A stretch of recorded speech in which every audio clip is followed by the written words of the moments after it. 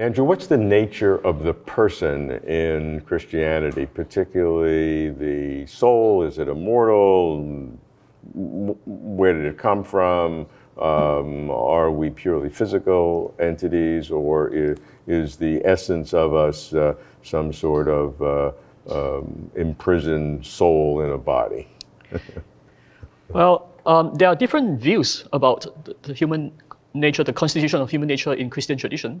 But the mainstream traditional view is that humans are is a substance dualist view, that human persons are created in the image of God, and they have a soul and also a body, but these are not like separate entities when in this life, but they are very closely interconnected. So it's a kind of holistic dualism, and where the body is very much valuable as well. And so it's not like the Greek dualism where they tend to disparage the body, right? So the biblical view of the body is important, and that's why we find that the most important claim in Christianity is the resurrection of the body, right? The resurrection of Jesus, right? That's a central foundational doctrine in Christianity, and that shows that God actually valued the body. The body is important, and so the soul is created. So regarding the origin of the souls, there are two different views. One is creationism, and the other is traditionalism.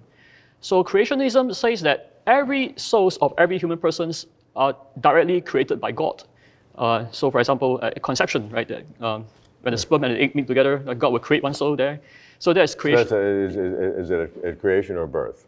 At conception or birth. I mean, that's a big political problem. Yeah, abortion, that's right. Abortion, that's right. Yes. Yeah, so that's not what we deal with. I don't deal with politics. I just deal with ontology and metaphysics, which is, politics too complicated for me. Yeah. So on this question, is the traditional belief that it's conception or birth, or sometime in the middle, or is there different views on it?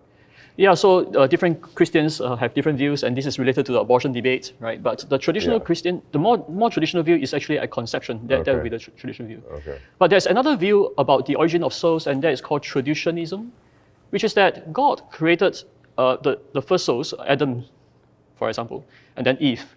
And then from there, as they procreate, God has set up a spiritual mechanism in such a way that the gametes, for example, has a kind of soulish potential, such that when the sperm and the egg meet, right, they will generate a person with a soul. And that's sort of an automatic process, something that's set in from the way God created it. So it's an automatic thing. God doesn't have to make an effort every time to assign a soul to someone else. Yeah, that's correct. Yeah, so it's kind of like an automatic, or you may call it even natural, if you want to say it that way. Yeah. But it's kind of a spiritual natural law, in that sense. Yeah.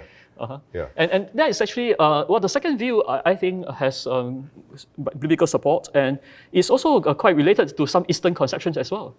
So, for example, in the Eastern conception, that in the Chinese tradition, for example, it talks about the hun po, the hun and the po, and this is supposed to have a reason, right, in the kind of a natural a way as the yin and yang and mixed together. So it's a kind of natural. So there is some similarities there. To the second way. Yeah, the second way. That's right. Some similarities. You can even use the word natural in the sense 自然 approach. But on the other hand, there's also some differences, right? So in the Chinese tradition, the hun and the po is like two separable entities. So such that a lot of people think that it's like almost two souls in that sense in the hun po in the Chinese tradition. But in the Christian tradition, is unified, right? It's not two separate things, but you are essentially your soul, and that soul, when in our current state is embodied state, is very closely related to the body. So it's a holistic dualism. In the first approach to the soul, when God creates each one specially, are they tabula rasas? Are they completely free of anything, and they're all the same, almost like electrons are this, or every electron is the same because there's a quantum field, or all the souls the same, and then they are molded by the life? Or is there something special about each one, that each one is sort of has its own kind of special personhood? Yes, I think the second view will be closer to the truth, actually. Really?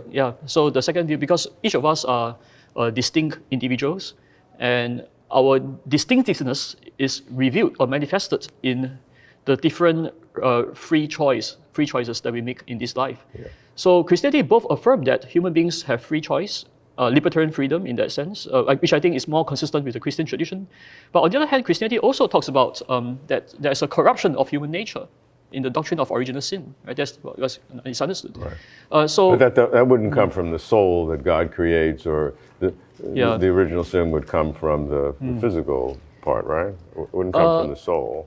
well, so Maybe if you under the second tradition, it would yes, come from so the soul. the second tradition will have will explain the corruption Yeah. better. Yeah, So that's true. it has greater explanatory power, and that's why I favor the second view. I see. But then again, the second view does not actually exclude the first view as well. So in my book, I actually argue that these two views can be combined in a certain sense, in the sense that our soul, or you may call it our soulish material, you might call it soul stuff or whatever, Yeah. it came down from our parents. Yeah. But as each person is brought into existence, God specially, you may call it functionally created in that sense, right? That make that Okay. substance So into a particular I understand what you're doing. individual. But what Yeah. you're doing is by what's coming from our parents. That can be the vehicle that conveys original sin.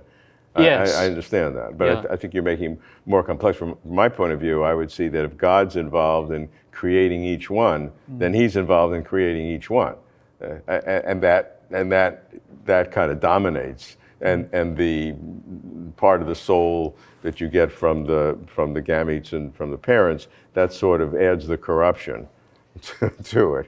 But So the corruption is passed down, right? From corruption that. is passed Yeah. down through that mechanism. But I think you have to create that mechanism in order to pass down the corruption, because you can't say the corruption comes from God, right? I mean, Yes, that's right. That would and be. and God created the mechanism initially is actually for a good purpose, so that we can in some ways reflect our parents, right? So that and also even as we procreate, we can have the delight and joy to see that there is someone who is kind of similar to our image, sort of, right? So it was for the good purpose of having this. Showing this love and unity of the human race, and that's why God created this mechanism. But sadly, this mechanism has been corrupted because of wrong choices that our ancestors made, and that's why this corruption is found in this is found in the human race. But nevertheless, God has also created each one of us with this freedom of choice, so that we can freely choose to respond to His grace and be delivered from this corruption through the salvation accomplished by Jesus Christ.